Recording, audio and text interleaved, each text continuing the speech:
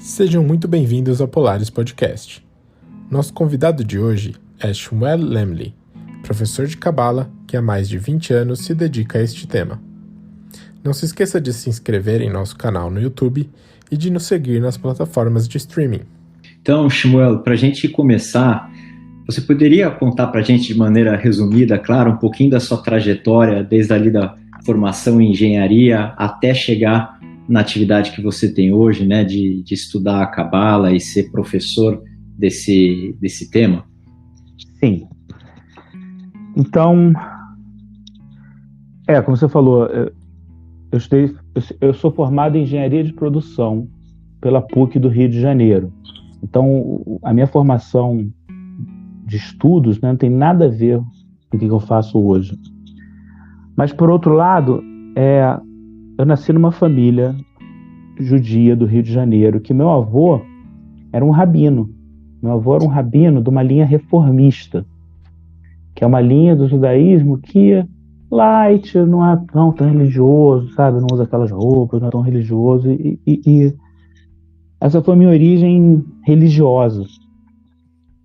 E normalmente, um judeu dessa linha reformista não é uma pessoa que pratica tanto, não leva tão a sério. Então, eu levava uma vida que nem qualquer pessoa. E estudei no colégio judaico. Antes da faculdade, eu estudei no Liesem, no Rio de Janeiro, que é um colégio judaico. Então, eu sei ler hebraico desde sempre. Eu aprendi hebraico na escola, porque a gente é alfabetizado em hebraico, e a gente aprende o básico da Torá, né, do Antigo Testamento, mas só uma versão bem superficial. E aí, bem mais tarde na minha vida, quando eu já estava cursando engenharia na PUC, quando eu já era estudante de engenharia, para começar, eu odiava engenharia. Odiava. Não era para mim aquilo. Eu sou formado, eu consegui me formar, foi até o final, mas realmente era muita matemática, aquilo não era para mim. Não era a minha função nesse mundo ser engenheiro, mas eu sou formado. Mas ali eu comecei uma busca espiritual, sabe? Por motivos internos meus, eu comecei a querer, sabe? Eu não era aquele cara acomodado. Você é estudante, vai se formar numa faculdade, vai sair com alguém, vai encontrar alguém, não, vai casar, vai ter família, vai ter filhos. Eu não estava acomodado nessa situação, mas eu queria entender mais sobre a vida, o que é a vida, por que existe dor e sofrimento, por que por um lado existe uma perfeição incrível, você vê a regra da natureza, você vê o corpo humano, você vê o mundo, é uma perfeição muito incrível, não pode ser por acaso, mas por outro lado tem tanta dor e sofrimento, tem tantas aparentes injustiças. Então eu era uma pessoa que me questionava muito, inclusive aconteceu coisas na minha vida, eu perdi um amigo, uma história meio trágica, que despertou em mim uma busca de respostas mais profundas e de entendimento mais profundo. Então, como estudante de engenharia, eu comecei a praticar meditação. Eu fui por um caminho que eu comecei a praticar meditação sozinho na minha casa, eu não ia em lugar nenhum, não frequentava nenhum lugar, nenhuma linha, nada. Era eu mesmo, sentava e meditava do meu jeito que eu comecei naquela época. E eu comecei a estudar coisas e ler coisas de várias sabedorias. E nessa minha jornada, em algum ponto, eu resolvi voltar à minha origem, digamos assim, e eu resolvi ler a Torá com outros olhos, depois de já ter praticado sozinho meditação e ter lido textos de sabedoria espiritual do Oriente, que me abriram os olhos para muita coisa, que expandiram a minha consciência para muita coisa. Eu resolvi dar uma nova chance à Torá e eu fui ler a Torá com outros olhos. Né? A Torá que eu estudava desde a minha infância, que eu aprendi assim de forma tradicional, mas eu fui ler com outros olhos. E aí eu me lembro que uma coisa que bateu para mim naquela época, isso eu estou falando, eu estudava ainda, então, lá nos anos 90, né, primeira metade dos anos 90, eu fui ler a Torá com outros olhos e estava escrito assim, que Moisés ficou no Monte Sinai 40 dias e 40 noites, está escrito assim, pão eu não comia e água eu não bebia. 40 dias e 40 noites, pão eu não comia e água eu não bebia. Aí eu li aquilo com outros olhos, onde eu estava naquela época, onde a minha consciência estava naquela época. Eu falei, na minha linguagem da época, meu Deus, agora eu entendi uma coisa. Moisés é o maior yogi que já existiu. Porque como é que alguém fica de jejum 40 dias e 40 noites? Moisés, eu tinha uma visão de Moisés e eu passei a ter outra. Meu Deus, ele é o homem mais o maior yogi que já existiu, uma pessoa que está 40 dias e 40 noites sem comer e sem beber para se conectar com com a força, para se conectar com a luz. E eu entendi que tinha mais nessa história do que eu tinha entendido à primeira vista. E aí eu comecei a buscar respostas já de volta nessa busca da minha origem judaica novamente. E aí, em algum ponto do meu estudo, eu sabia que ali estava mesmo a resposta, estava ali a explicação que eu precisava, mas que estava na Kabbalah, que é a parte oculta, que é a parte mais profunda da Torá, que não era revelada, até a nossa época não era revelada, não tinha nenhum lugar curso de Kabbalah, não tinha alguém que podia te ensinar a Kabbalah, a porta estava fechada. Então eu sabia que eu estava por ali, mas só que não tinha como entrar. Aí aconteceu uma daquelas sincronicidades da vida, usando esse termo que a gente usa. Eu estava no lugar certo, na hora certa, sabe? Todo mundo fala essa coisa, tá no lugar certo na hora certa, você tem que estar no lugar certo na hora certa, mas na verdade você tem que estar no lugar certo, na hora certa e com a consciência certa. Porque você pode estar no lugar certo, na hora certa, mas a tua cabeça está em outro lugar, a tua cabeça está em outra viagem, outra jornada, você perde a oportunidade. Então, felizmente, eu estava no lugar certo, na hora certa e com a cabeça certa, com a consciência certa, eu estava na busca.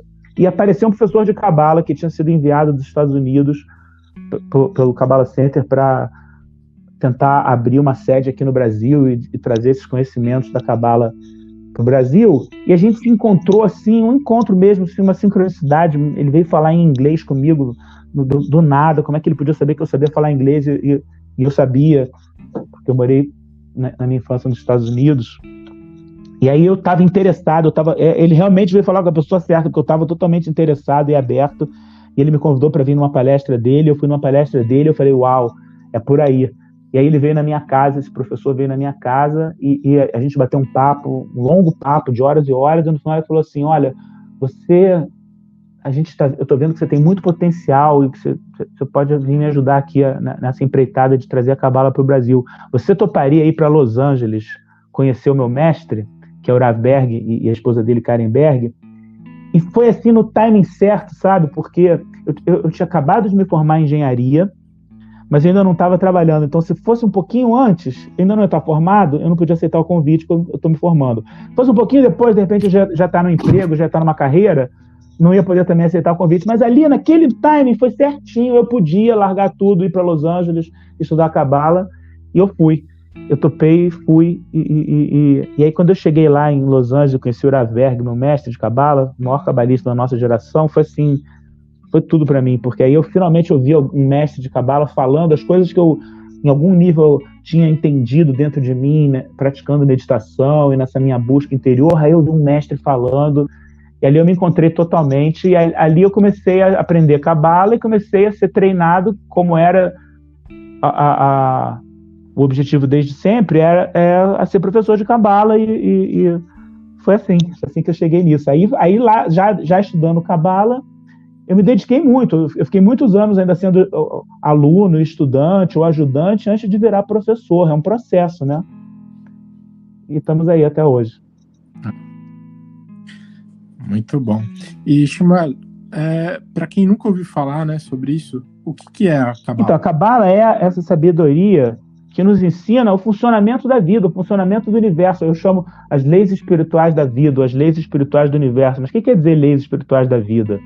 E que são leis universais. Então, no mundo físico, tem leis físicas. Lei da gravidade. Eu estou segurando um objeto na minha mão. Se eu soltar esse objeto, o que vai acontecer?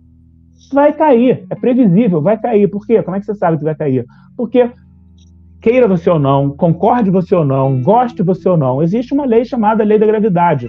Funciona assim aqui, funciona assim na China, funciona assim na Lua, funciona assim em Marte. A lei da gravidade é uma lei universal.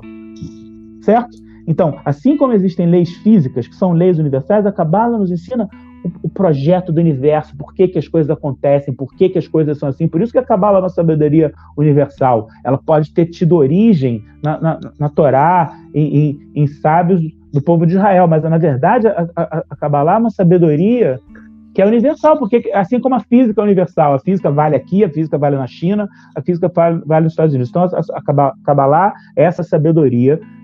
que nos ensina como que funciona o universo, como que funciona a vida, e como que através de viver a nossa vida alinhado com essas regras e princípios e alinhado com essas leis, o resultado disso vai ser receber energia, vai ser receber luz, vai ser receber plenitude, porque a palavra Kabbalah ou Kabbalah vem do aramaico ou do hebraico e significa receber.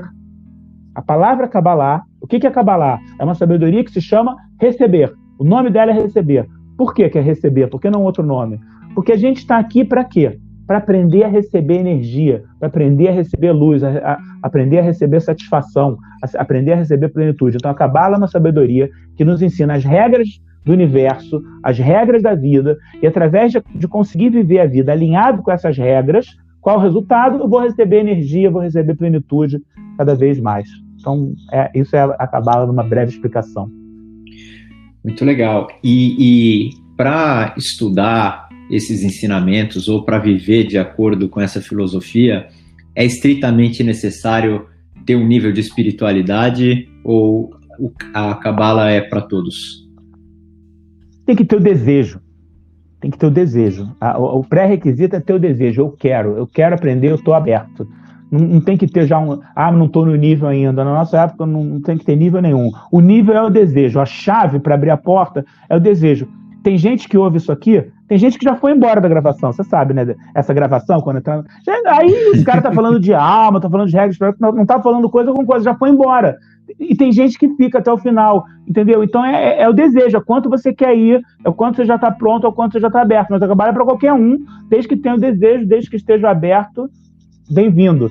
E qual que é o ponto de partida, assim, para estudar Kabbalah? Eu preciso acreditar em alguma coisa? Ou ter alguma religião? Né? O Conrado falou de espiritualidade, mas é necessário acreditar em algo específico, né?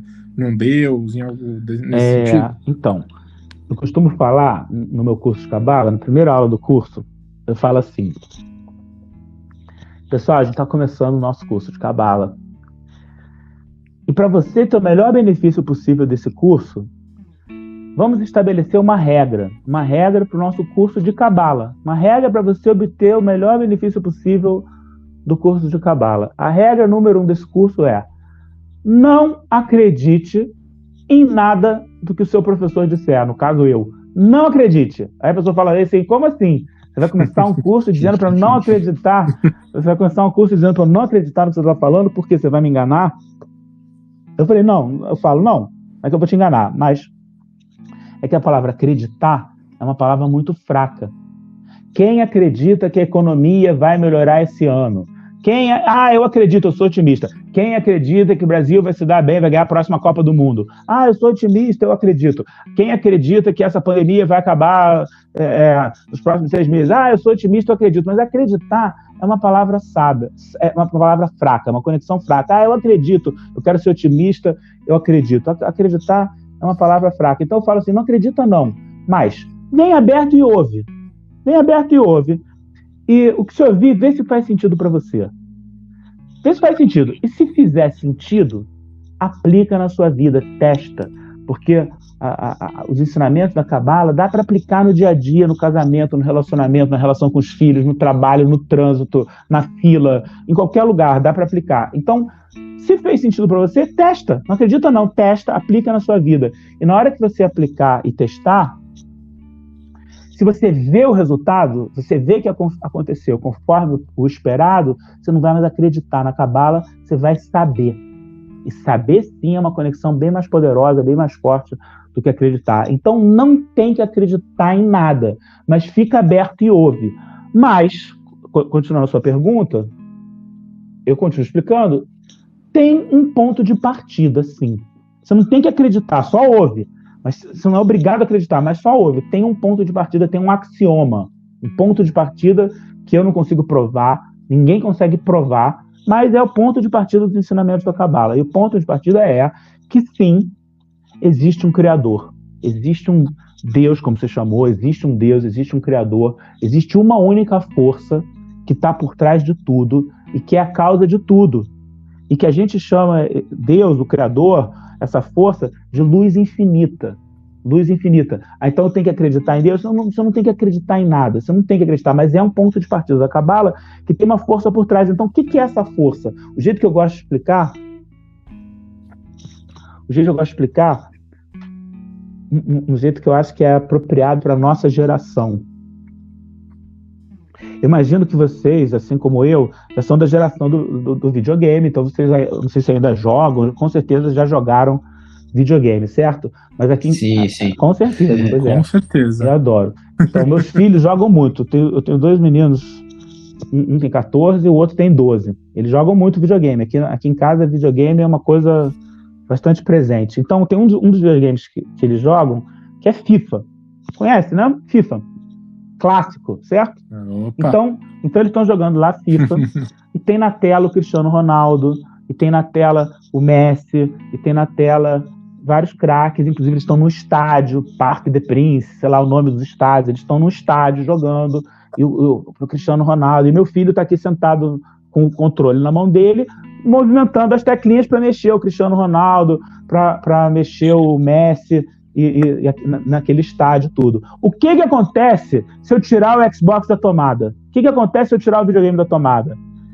Tela preta, some o estádio, some a bola, some a trave, some o Cristiano Ronaldo, some o Messi, some tudo. Acabou, porque tudo aquilo só existe, aquela realidade só existe porque ela está plugada numa força chamada luz elétrica, certo? Tudo que está na tela do videogame só existe porque está alimentado por essa luz elétrica. Sem a luz elétrica, tela preta, tchau, tudo. Some o estádio, some o jogador, some a bola, some tudo. Então, a nossa realidade aqui, onde a gente está, onde todos nós estamos, é o videogame. A gente é o Cristiano Ronaldo, a gente é o avatarzinho, a gente é o personagem do videogame. E nesse exato momento, para o universo continuar sendo sustentado, e todos nós que estamos dentro do universo continuarmos sendo sustentados, a gente está plugado na luz infinita. Assim como o videogame está plugado na luz, e sem a luz o videogame é tela preta, nesse exato momento, o universo inteiro e cada um de nós, a gente está plugado na luz, que é Deus, que é a força, que é essa energia por trás de tudo. Você não é obrigado a acreditar, mas é realmente o pressuposto da Cabala. Se alguém falar, não consigo acreditar nisso, essa eu não engulo mesmo. Então, realmente, essa pessoa não está pronta para ajudar a Cabala. Porque é um pressuposto da Cabala. Você não tem que acreditar, mas tem uma força por trás de tudo. Porque se a pessoa não acredita nisso, tudo o resto que eu vou falar não vai fazer sentido. Então tem sim um axioma que tem uma força por trás e que a gente não está aqui vivendo sozinho e o universo não existe sozinho, tem um videogame por trás. Quer dizer, não é o videogame, aqui é o videogame. Tem uma força por trás, tem uma eletricidade por trás, que é Deus. Deus é essa eletricidade por trás de tudo. Legal. E Samuel, você já falou um pouquinho sobre os benefícios na própria definição, né, da Cabala. Mas, para a gente tangibilizar um pouco, o que você acha que viver ou saber a Cabala, né, como você mesmo comentou, né, não é o acreditar, a partir do momento que você, né, absorve aquilo, você entende, você sabe, que tipo de benefício o saber a Cabala pode trazer para as pessoas? Bom, para começar, traz uma tranquilidade, porque uma das coisas que nos causa muita dor e sofrimento é não entender por quê. Por que a minha vida é assim? Por que está acontecendo comigo?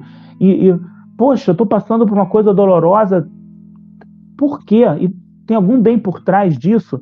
Então, quando você estuda a Cabala, internaliza a Cabala e realmente entende a Cabala, por mais dolorosa que seja a situação, e por mais que difícil que seja o desafio, e sim, existem desafios muito difíceis na vida, dependendo da história da jornada de cada um de nós, você entende que tem uma força por trás, que tem um bem maior por trás, que tem um propósito maior e que é pelo bem. Essa força que está por trás de tudo, essa eletricidade, essa luz infinita que está por trás de tudo, por definição é o bem absoluto. O desejo infinito de compartilhar, desejo infinito de dar. E essa força que é o nosso bem. Então, para começar, por mais difícil que seja o desafio, a gente não cai no desespero. A gente não fica totalmente reativo. A gente consegue ter autocontrole e ter um approach, uma visão proativa, um enfoque proativo. Calma, isso também é pelo bem.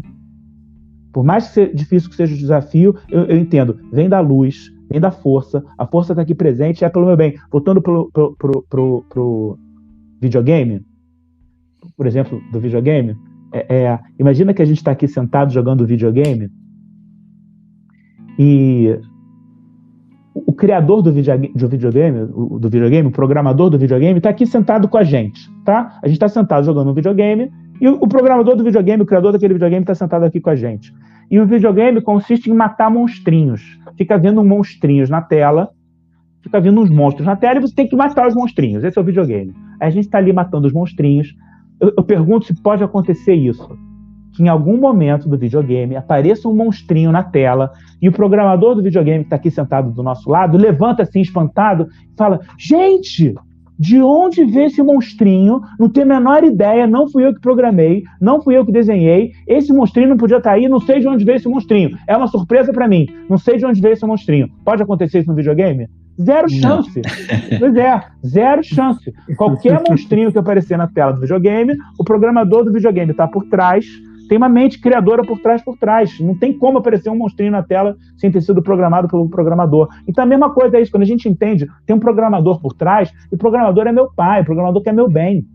O programador é o meu rei, mas é meu pai, ele é uma força de bondade. Então, mas está doendo, tem um monstrinho aqui me atacando. Pois é, mas a luz está por trás. Só isso já dá uma tranquilidade incrível de lidar com o monstrinho, entendeu? Você saber que por trás do monstrinho tem um programador bom, que quer o teu bem, que é o teu pai, que quer o teu crescimento, que quer te ensinar, que quer te conduzir no caminho certo, só de saber disso já dá uma firmeza incrível. E eu estou falando para o começo de conversa, um benefício prático da Cabala. Depois a Cabala nos ensina eu dei aqui uma passada no conceito de reativo e proativo, que é um dos conceitos básicos práticos da Cabala, assim, que dá para aplicar no dia a dia.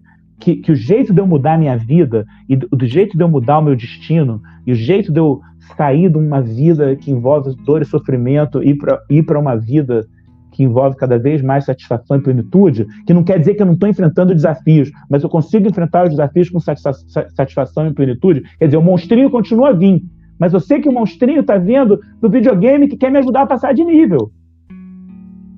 Então a Cabala nos dá uma ferramenta que é sair do modo reativo para proativo. O jeito de eu mudar minha vida, mudar meu destino, mudar meu filme, é sair de um modo reativo, que você pode entender como um automático. O meu mestre da Verg chamava consciência robótica. A maioria das pessoas está nesse mundo de consciência robótica, num automático assim, que nem o gado.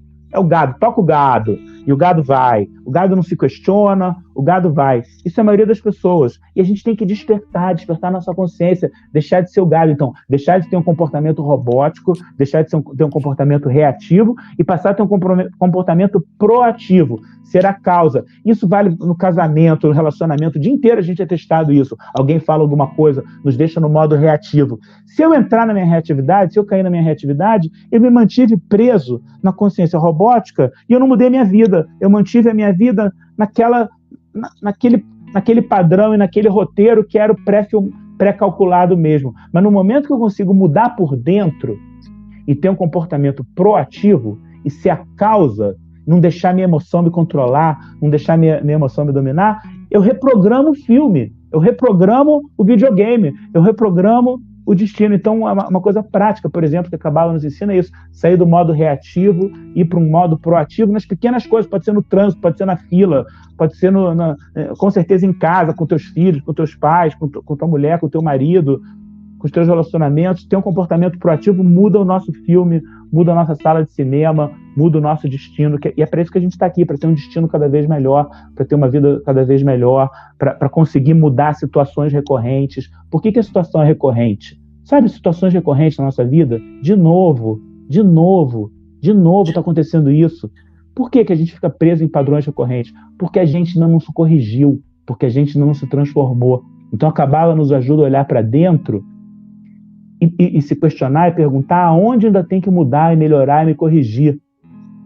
Porque a Cabala nos ensina o seguinte: é uma coisa que a física quântica também hoje em dia ensina. Hoje a física quântica, a ciência chegou no lugar que os antigos sábios espirituais já estavam. E o que é que o mundo interior é a causa e o mundo exterior é o efeito. O filme externo é causado por onde está a minha trip mental, onde está a minha consciência vai determinar o filme externo. É como se fosse assim, eu sou o projetor do filme da minha vida. E onde está a minha trip interna, a minha viagem mental interna, é esse filme que eu vou projetar aqui fora. Aí não adianta eu me botar no papel de vítima e reclamar do filme. Ó céus, ó dor, por que isso está acontecendo comigo? Você é a causa. O teu mundo interior é a causa. Você quer saber por que isso está acontecendo? Olha para dentro, encontra os teus defeitos, o teu ego, o teu egoísmo, a tua arrogância, a tua vaidade, que você é controlador, que você é preguiçoso. Tem que encontrar o teu lixo interno. Aí quando a gente corrige o nosso lixo interno, aí o filme externo muda também. A consciência é a causa. A consciência é a causa da realidade. Porque eu falei que a ciência também fala isso. Porque a ciência também fala isso. Antes a gente pensava o seguinte, existe um mundo de átomos, existe um mundo físico, certo? E que nesse mundo de átomos, nesse mundo físico, um dia, no oceano primordial, um aminoácido primordial estava nadando ao lado de um outro aminoácido primordial, e sei lá o que aconteceu, caiu um raio do céu e surgiu a vida.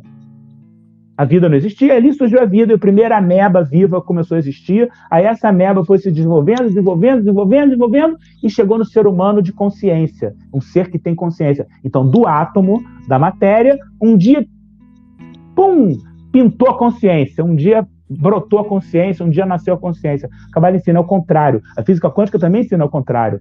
Primeiro existia a consciência. Primeiro existe o pensamento. Primeiro você pensa, depois você mexe. Eu penso assim, vou mexer minha mão. Aí depois a mão mexe, né? Primeiro vem o pensamento, primeiro vem a consciência, depois vem a ação. Então, na verdade, o nosso mundo não é um mundo feito de átomos em que surgiu a consciência. O nosso mundo é feito de consciência. A causa é a consciência. E aí surgiram os átomos. Para que surgiu o átomo? Para que surgiu a matéria? Para que surgiu o mundo físico? Para que surgiu o videogame? A ilusão do Matrix, usando outro exemplo cinematográfico. Para que surgiu a ilusão do Matrix? Para nos dar a oportunidade de merecer a luz através da nossa transformação, através do nosso esforço. Tinha que ter um videogame para a gente merecer a luz. A luz, o Criador, quer nos dar tudo de bom, quer nos dar total satisfação. Mas a satisfação só é completa se a gente fez por merecer. Se a gente foi a causa da nossa própria satisfação. Se a gente não fez por merecer, é um conceito que a gente chama na Kabbalah pão da vergonha. O que é pão da vergonha? Pão da vergonha é uma sensação desagradável que uma pessoa sente quando ela recebeu alguma coisa boa da vida, mas que ela não fez por merecer. Sei lá, ganhar por WO, ganhar por desistência do adversário. Você ganhou, mas não tem graça. O exemplo que eu dou no curso é que tem criancinhas, imagina que nós somos criancinhas de 7, 8 anos, e a gente está brincando de esconde-esconde. E tá comigo, eu sou o pegador. Então eu vou contar até 10, eu viro de costas, eu conto até 10, vocês têm que se esconder. Aí eu viro de costas, conto até 10. Quando eu viro de frente de novo, ninguém se escondeu. Todas as criancinhas estão bem sentadinhas ali, ninguém se escondeu. Como é que eu vou ficar, eu sendo uma criancinha de 7 anos? Eu vou falar, ganhei, eu vou ficar todo feliz? Não, vou ficar frustrado, vou ficar chateado. Falei, poxa, vocês nem se esconderam. Ué, mas você não queria ganhar? Você ganhou. Não, mas não era assim que eu queria ganhar. Assim foi pão da vergonha, não teve graça. Vocês nem se esconderam, não teve plenitude nenhuma. Para eu ganhar, vocês tinham que se esconder.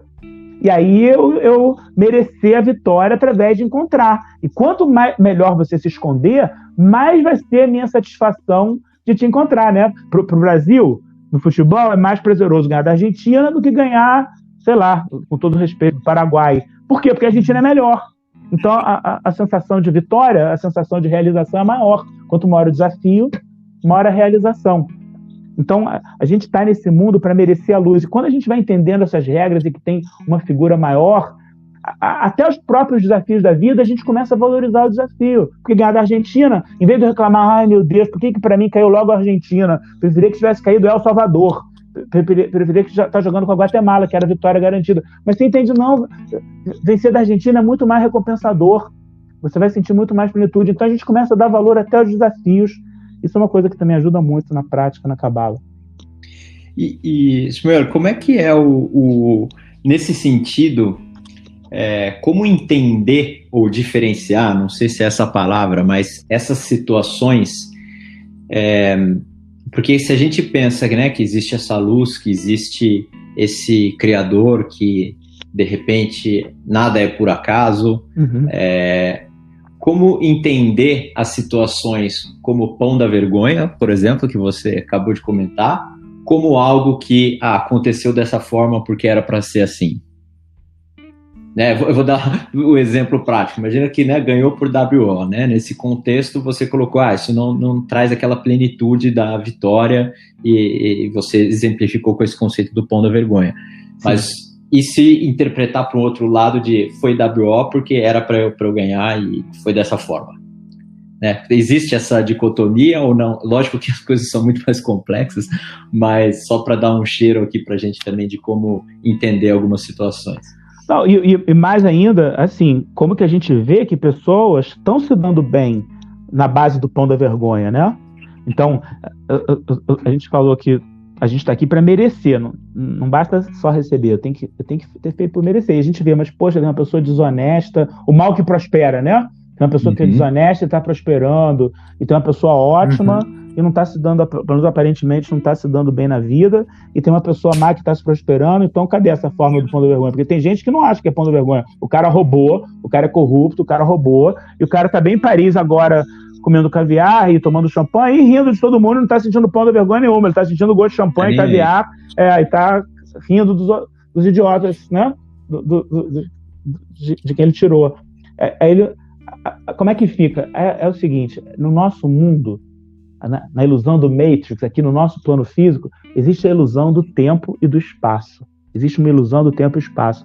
E a verdade é o seguinte, a Kabbalah ensina que existe uma lei, assim como existe a lei da gravidade, existe uma lei de causa e efeito, de ação e reação. Mas entre a causa e o efeito tem um tempo. Tem um tempo. Chamado atributo de misericórdia, mas é um tempo. Então é assim, tem dois atributos, atributo de justiça e atributo de misericórdia. Atributo de justiça é assim, se alguém roubou, a mão cai. Causa e efeito. Roubou, na hora que roubou, a mão cai. Fica sem mão. Atributo de justiça, mereceu. Roubou, a mão caiu. Mas, felizmente, existe um outro atributo, senão o mundo inteiro ia estar maneta. Mas, felizmente, existe um outro atributo, que é o atributo de misericórdia. Então, é assim, a pessoa roubou. E o atributo de misericórdia é uma palavra complicada, atributo de misericórdia, mas significa o tempo. Calma, vamos dar um tempo para ele. Roubar é errado. Pela lei de causa e efeito, a mão dele tem que cair. Mas calma, vamos dar um tempo para ele. Vamos ver se ele se toca. Aí é dado um tempo. Entendeu? Então a pessoa que a gente acha que está se dando bem, na verdade ela está nesse tempo. Se ele se corrigir e se transformar e se tornar uma nova versão dele mesmo, incapaz de roubar, entendeu? Ele era um ladrãozinho, mas aí ele entendeu como é errado roubar e ele se tornou uma versão 2.0 dele, uma versão evoluída de si mesmo, que não é mais capaz de roubar, não faz isso mais de jeito nenhum. Então por que a versão 2.0, a nova versão dele corrigida, tem que pagar pelo que a versão 1.0 fez?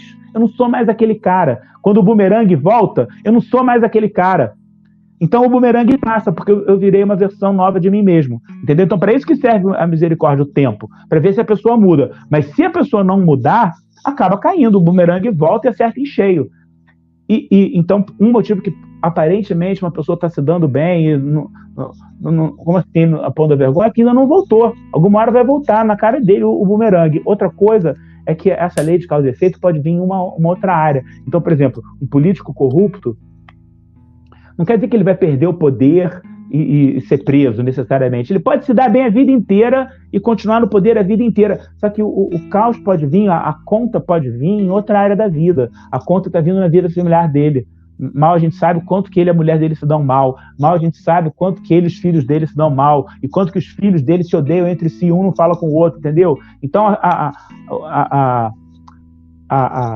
o que eu estou falando tem uma figura mais ampla, sabe? A gente é como se fosse assim no Google Maps ou no Waze. Se você ver só uma, duas, três ruas, assim, o mapa lá embaixo, você não entende por que está trânsito, você não entende por que você está preso ali naquele engarrafamento. Mas se você mexer o dedinho assim em pinça e abrir, ou fechar, levar lá para cima, e você vê o mapa completo, aí as coisas fazem mais sentido. Então a Kabbalah nos ensina isso. Eu estou vivendo aqui no trânsito, na minha ruazinha, na próxima esquina, e no meu destino onde eu tenho que chegar, mas eu também, ao mesmo tempo, eu tenho que ver a vida lá de cima, lá da visão do repórter aéreo, entendeu? Lá da visão do Google, que tem uma figura mais ampla.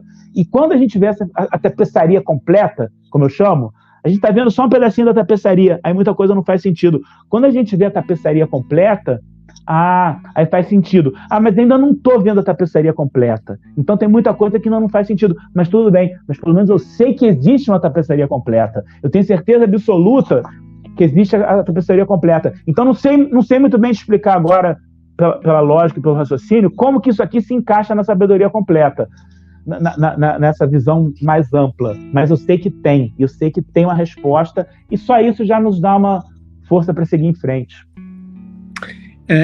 Mudando um pouquinho de assunto, na verdade, voltando na questão da consciência, né, e de como ela também determina a realidade, né, os átomos e tudo que tem ao nosso redor, de físico também, né?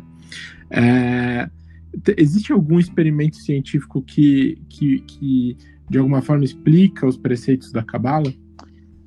Existe um experimento científico, eu me lembro, quando eu fiz engenharia, eu cheguei a fazer esse experimento, existe mesmo isso no laboratório de física. Você passa um raio laser, uma luz, para um buraco, para um orifíciozinho, e atrás tem um anteparo, e quando esse facho de luz passa por um orifício, uma fenda simples se chama, passa por uma fenda simples, ela produz no anteparo atrás um determinado sinal de interferência. Produz atrás uma imagem de um jeito. Se for uma fenda dupla, se você jogar um raio de laser, um raio de luz, numa fenda dupla, em vez de ter uma fenda só tem duas fendas, dá um outro desenho diferente no anteparo atrás. Então tem um desenho para fenda simples, um desenho para fenda dupla. Se alguém quiser googlar, se chama experiência da fenda dupla. Aí, se você for diminuindo o número de fótons, diminuindo a intensidade dessa luz, até um ponto que só tem um fóton saindo do raio de luz. Então, você está fazendo a experiência da fenda dupla, então esse fóton, agora, ele ou vai pela fenda da direita, ou ele vai pela fenda da esquerda. Não tem como. Então, devia ser uma fenda simples, porque ele só está indo por um desses dois buracos, só que ele faz no anteparo a figura da fenda dupla. Então, aí é uma das coisas que os cientistas falaram, ficaram com uma pulga atrás da orelha. Como é que pode? Como é que esse um fóton sabe que ali é uma fenda dupla e faz atrás no anteparo a imagem da fenda dupla e não da fenda simples? Isso é uma das experiências científicas que os cientistas falaram que dá para entender esse conceito da consciência, determina a realidade, que o fato de ter uma consciência, um observador observando a experiência, determina. Então, o observador sabe que ali é uma fenda dupla, aí o que ele observa no anteparo? Uma fenda dupla. O mundo interior está criando um resultado no mundo exterior. Essa é uma experiência científica que demonstraria isso, por exemplo. Muito legal. Fala um pouquinho para a gente também, a gente escuta falar isso muito no dia a dia, talvez, ou provavelmente de maneira errada, né, ou fora do contexto, o que são os números cabalísticos? Números cabalísticos. É bem fora do contexto, porque as pessoas entenderam isso errado. Mas então, entra muito isso, numerologia na Cabala. É um assunto bem, bem profundo na Cabala. O lance é o seguinte, cada letra hebraica, para começar, essa numerologia cabalística é totalmente baseada nas letras hebraicas. Não é no nosso alfabeto ocidental, é baseada nas letras hebraicas. Então, cada letra tem um valor numérico. As 10 primeiras letras é 1, 2, 3, 4, 5, 6, 7, 8, 9. Desculpa, as 9 primeiras letras. Aí a 10ª letra é 10, aí depois é 20, 30, 40, 50, 60, 70, 80, 90, depois 100, 200, 300, 400, vai até 400. Então, cada letra tem um valor numérico. E cada palavra, você somando o valor numérico das letras daquela palavra, vai ter um valor numérico. E se duas palavras têm um valor numérico igual, tem uma ligação entre elas. Palavras diferentes, mas que têm a mesma numerologia, tem uma ligação entre elas. E daí a gente pode aprender coisas. Então entra aí a história da numerologia cabalística. Aí as pessoas falam, então tem números cabalísticos. Na verdade, todos os números são cabalísticos. Me fala um número que não seja cabalístico. Porque cada número, o que quer dizer número cabalístico? Cada número tem uma explicação por trás, tem uma energia por trás, tem alguma força por trás. Vou dar um exemplo de um número cabalístico, por exemplo. O número 13, tá? Então, o número 13 é a numerologia da palavra amor, em hebraico. Amor é em hebraico. Ahavá tem numerologia 13. E tem uma outra palavra em hebraico que também tem valor numérico 13, que é a palavra em hebraico é errado. Essa palavra, errado, em hebraico, tem valor numérico 13. Então, amor e tem valor numérico 13. Então, amor é igual a 1, que nem matemática. 4 mais 4 é 8, é igual a 7 mais 1, que também é 8, certo? Então, amor é 13, Ahavá, e 1 errado é 13. Então, amor é igual a 13 igual a 1. Amor é igual a 1. O que significa que amor é igual a 1? O que é verdadeiro amor? É quando a gente se sente um com o outro, sem nenhuma separação, sem nenhum espaço. Sabe o que é amor? Então, eu sempre gosto de dizer isso nas minhas aulas. Quem tem filho sabe o que é amor. Isso é amor. Quando você tem teu filho, isso é amor. Não sei se vocês têm filhos. Vocês têm filhos? Não. Então não sabe o que é amor. Não sabe o que é amor. Acha que sabe, mas não sabe. No dia que você tiver um filho, você vai saber o que é amor. Isso é amor. Você se sente totalmente um com aquela criatura. É imprestável, uma criatura imprestável, não serve pra nada, só trabalha, não dorme, é uma complicação, mas você ama loucamente, você quer o bem daquela criatura, mais que você quer o teu próprio bem, você cuida dela como se fosse um pedacinho teu, entendeu? Amor é um. Amor é ser um, isso é amor. O maior exemplo de amor é amor de pai, amor de mãe. Não tem amor igual, porque você se sente totalmente um com aquela criatura. Você quer cuidar daquela criatura. É uma extensão tua, não é alguém lá fora. Meu filho não é alguém lá fora, externo. Não, ele é uma extensão minha, que nem eu cuido da minha mão direita, a minha mão direita cuida da mão esquerda, a mão esquerda cuida da mão direita. Claro que a minha mão, se a mão esquerda fizer uma besteira e se queimar, a mão direita não vai bater nela e falar, imbecil, estúpido, por que você se queimou? Não. A mão direita vai trazer gelo e vai trazer pomadinha, porque a mão direita e a mão esquerda são um. Elas se amam, elas são um. Então, amor é ser um. E o que é o número 13? Então, para começar, a gente entende que 13 é um número bom, cabalisticamente. Não tem nenhum problema com o número 13, é um número ótimo. Mas 13 é um acima do 12. E 12 está ligado à natureza, porque os 12 signos, os 12 meses do ano, isso está ligado à natureza, os ciclos naturais. O 12 está ligado à natureza. E a natureza humana é egoísta. A natureza humana é egocêntrica. A natureza humana é para dentro de si mesmo, é autocentrado. Quando um nenenzinho nasce, em quem ele pensa? Só nele mesmo. Ele não quer saber se a mamãe está cansada, ele não quer saber se o papai está exausto, ele não quer saber se o outro irmãozinho também precisa de atenção, ele não quer saber se tem 300 passageiros no avião tentando dormir. Ele não está nem para ninguém. Ele só pensa nele. Cada um de nós, quando a gente é um nenenzinho, a gente parte desse ponto do total egoísmo. E muitas pessoas, os anos passam, 10, 20, 30, 40, 50 anos passam, e ele continua sendo um nenenzinho por dentro, porque no que ele pensa? Eu, só em si mesmo. E tudo que acabamos dizendo é que a gente está aqui para sair desse sair do 12, a nossa natureza é 12, é egoísta, é pensar em si mesmo. E a gente tem que se elevar acima dessa nossa natureza egocêntrica, egoísta, nenenzinho, de só pensar em si mesmo, e ir para o 13.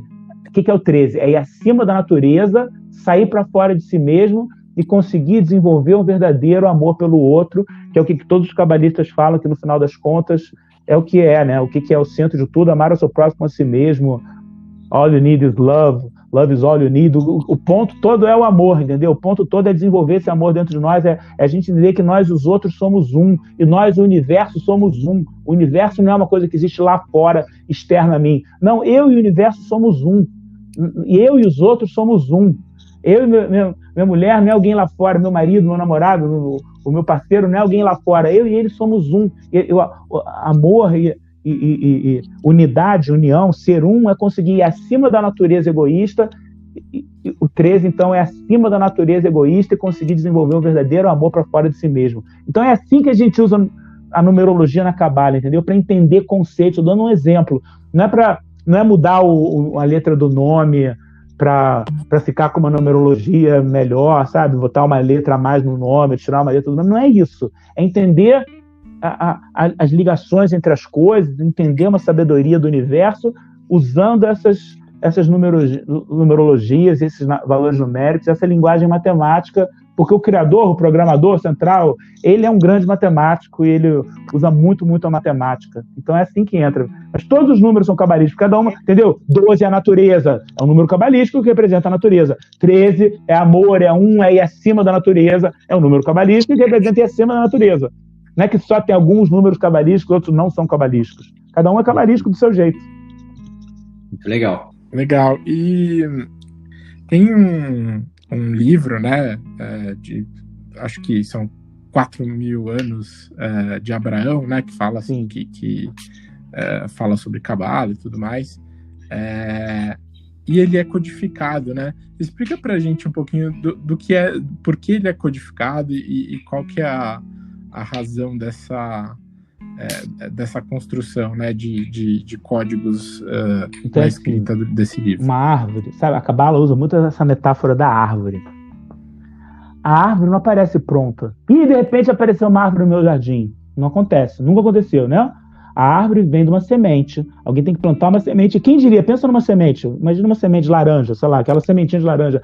Quem diria que dali vai nascer uma laranjeira? Uma árvore inteira está contida ali dentro daquela semente. Aqui no quintal da minha casa tem jabuticaba.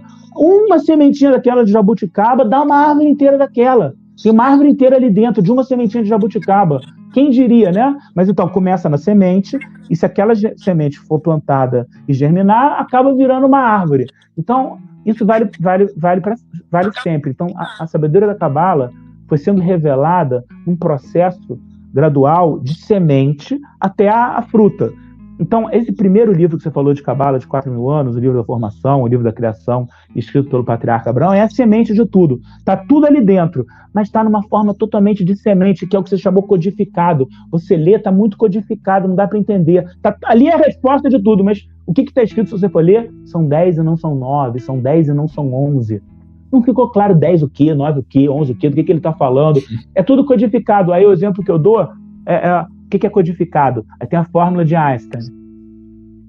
E igual a mc2. Energia igual a massa vezes a velocidade da luz ao quadrado. E igual a mc2. E igual a mc2 é a explicação de Einstein para a energia no mundo físico. Como funciona a energia no mundo físico. Essa é a explicação. E igual a mc2. O primeiro livro de Cabala é o equivalente espiritual de E igual a mc2. É isso que estava escrito. O que está escrito no livro? E igual a mc2. O que você entendeu? Nada. Alguém tem que explicar o que é E. Alguém tem que explicar o que é esses dois pauzinhos paralelos, um em cima do outro, que a gente sabe que é o sinal de igual, mas se a pessoa não souber decifrar o código, não sabe o que é o sinal de igual, o que é M, o que é C, o que é um 2 flutuando assim no ar, um 2 para cima. Você tem que decifrar o código. Para você entender profundamente E igual a MC2, o que você tem que fazer? Estudar anos e anos e anos de física. Então, esse primeiro livro de Cabala, que era a semente, está tudo ali dentro. Mas o que está escrito ali? E igual a MC2. Bastante incompreensível. O que todos os livros de Cabala, depois desse, têm feito até hoje, é explicando de forma cada vez mais profunda e mais explicadinha esse E igual a MC2. E aí aquela semente foi brotando, virando uma árvore, até que chegou na nossa época, os anos 2000, que está mastigadinho, a fruta está madura, e quem tem o desejo consegue aprender. Quem tem o desejo agora dá para aprender. Lá no começo, há 4.000 anos, estava muito difícil. Estava escrito só E igual a MC2, era muito difícil entender o que é E igual a MC2. Agora está explicadinho, está mastigado. A árvore cresceu e deu fruto, e o fruto já está maduro. Excelente. E, Shmuel, existe alma gêmea? Existe alma gêmea. O Zohar fala, o Zohar é o principal livro de Cabala, o Zohar fala que antes da alma descer nesse mundo, antes da alma vir para esse plano físico, a alma é ao mesmo tempo masculina e feminina. A alma tem duas energias. Masculino e feminino significa dar e receber. Tem ao mesmo tempo essas duas energias. E que ao vir encarnar no mundo físico, a alma se divide em dois. O aspecto masculino da alma se veste num corpo de homem. E o aspecto feminino da alma se veste num corpo de mulher. E são duas metades a famosa duas metades da laranja, a outra metade da minha alma. Então são duas metades da mesma alma que se separam e que, se elas tiverem o merecimento, elas voltam a se encontrar, e isso são as almas gêmeas, e aí elas se ajudam mutuamente no seu processo, na sua jornada, no seu processo de crescimento. Então sim, existe a alma gêmea, é uma outra metade da nossa alma que se divide. E que quem merecer, como é que eu encontro minha alma gêmea? Tem que merecer. O que é merecer? É estar num processo de transformação, é estar fazendo o que você veio esse mundo para fazer, é estar fazendo a tua parte, é estar sendo uma pessoa que está somando, é estar sendo uma pessoa que está melhorando, que está evoluindo, que está contribuindo, que está fazendo a sua parte pelo mundo. Você se torna merecedor e você encontra a alma gêmea. E que se a pessoa não merecer encontrar a alma gêmea, vamos supor que uma pessoa numa determinada encarnação não mereceu ainda encontrar a alma gêmea verdadeira. Então, o que acontece? Ela recebe uma outra pessoa, uma outra alma, que não é a sua verdadeira alma gêmea, não é a outra metade da sua alma, 100%, mas que é a alma certa para aquele momento do amadurecimento que os dois estão. É a alma mais adequada para ela no ponto que ela está. Então, tem a alma gêmea mesmo, ultimate, sabe? A alma gêmea final e original, e tem a alma gêmea para aquele ponto que eu estou agora, que também é a alma gêmea, a alma certa para o ponto que eu estou agora. E é uma coisa que a gente não deve encanar. Será que eu estou com a minha verdadeira alma gêmea final, ou se eu estou com a alma certa para esse momento que eu estou? Você está com a alma certa para o momento que você está, pode ser que até seja a alma gêmea, mas a gente não encana com isso. A verdade é que a maioria dos casamentos do mundo ainda não é entre a alma gêmea, é entre a alma certa. Cada relacionamento é uma oportunidade que a pessoa tem de evoluir, melhorar, transformar, aprender lições, até o ponto que ela está polida o suficiente, está refinada, sabe? A pedra está polida, o diamante está lapidado o suficiente, se tornou merecedor o suficiente de encontrar a alma gêmea. Mas esse encontro das almas gêmeas, cabalisticamente, eu falo assim, tá na boca do gol, entendeu?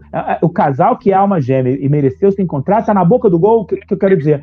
Tá no ponto para terminar o seu karma, para terminar o seu processo de evolução e não precisar mais voltar, e missão cumprida. É um nível muito alto o encontro das almas gêmeas. Então, mas que existe, sim, existe alma gêmea e tem que merecer. Então faz a tua parte, alguma hora a tua alma gêmea vai ser atraída que nem um imã para você e vocês vão ficar juntos. Shmuel, a gente tem aqui no Polaris uma brincadeira, né? Chamada Icebreaker. Ironicamente, a gente deixa para fazer no final da entrevista, mas a gente tem um deck de cartas aqui, a gente sorteia uma pergunta e lê para o nosso entrevistado. Então, vamos lá, vou sortear uma aqui.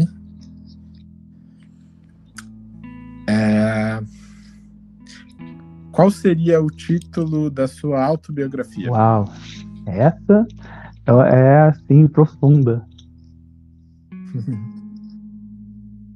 Aprendiz da Verdade. Excelente. E a gente tem uma outra tradição também aqui no nosso podcast, que a gente costuma pedir uma recomendação de livro e de filme para os nossos convidados. Pode ser algo que tenha a ver com o tema que a gente está conversando, ou simplesmente um livro, um filme que você goste, que você queira compartilhar com os nossos ouvintes. Livro, eu vou ficar com o assunto que a gente está. Eu gosto, para quem quer começar a conhecer a Cabala, eu queria recomendar O Poder da Cabala, do Yehuda Berg, filho do meu mestre. O Poder da Cabala, do Yehuda Berg, é um bom livro, eu acho o livro ideal para quem quer conhecer mais Cabala e saber mais. Filme, eu vou ficar com Matrix. Boa. É uma aula de Cabala. Matrix é uma aula de Cabala, sabe? O primeiro Matrix, só o primeiro. Os outros dois, por mim, deleta, joga no lixo. Mas o primeiro Matrix foi assim, um filme, os caras explicaram melhor do que a gente vai conseguir explicar, não dá para explicar. É muito bom para entender conceitos cabalísticos. Excelente. Matrix. Você sabe que o Matrix é um dos meus filmes favoritos. Eu tinha em VHS, inclusive, na época, gravado, e fui assistir o segundo com a maior expectativa. Achei tão ruim que eu nunca vi o terceiro. Não foi? Eu nunca vi o terceiro na minha vida, até hoje. Eu caí na cilada. Não perca seu tempo, eu caí na cilada. Excelente, Shmuel. Foi muito bom. De novo, muito obrigado pelo seu tempo, pela disponibilidade, pela abertura para conversar com a gente. Para a gente foi muito rico. A gente poderia ficar aqui horas perguntando coisas para você. O tema é muito interessante, muito legal. E agradeço de coração mesmo por você ter dedicado esse tempo para conversar com a gente. Eu que agradeço pelo convite, pela oportunidade. Muito obrigado. Obrigado a vocês. Um abração, excelente resto de semana. Você também, sucesso. Até mais. Tchau. Boa noite.